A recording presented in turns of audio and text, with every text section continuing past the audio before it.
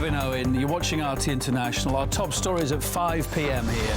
A migrant is shot by a guard and beaten by a crowd in Israel after being mistaken for an attacker, as fear, confusion and deadly violence continues to shake the country.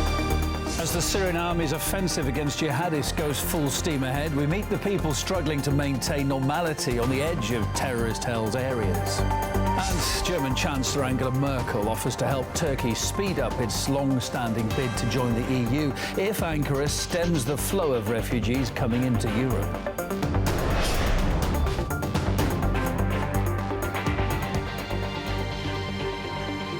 Our top story then at RT International, an Arab-Israeli gunman has opened fire and killed an IDF soldier at a bus station in southern Israel.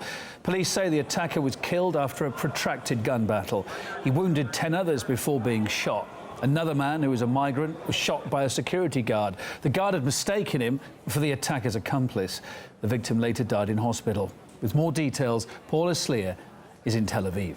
This is a tragic case of mistaken identity. An Eritrean national who had sought refuge here in Israel was mistaken for being an accomplice to the attacker during last night's shooting at the central bus terminal. Security guard of Arab descent noticed that this Eritrean man was not running but was in fact walking, and that aroused his suspicion.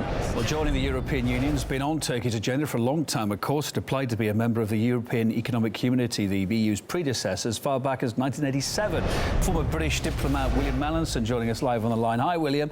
Yeah, Turkey is being promised a lot here all of a sudden. How desperate is the EU then for Ankara's assistance?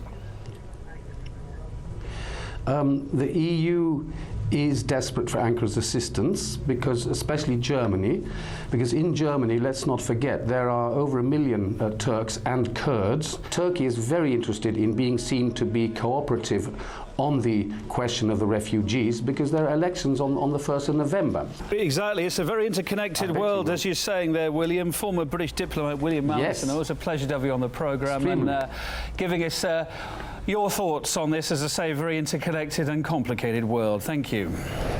After a short break here, former Afghan President Hamid Karzai joined Sophie Shevardnadze to reveal his thoughts on the resurgent Taliban offensive in his country.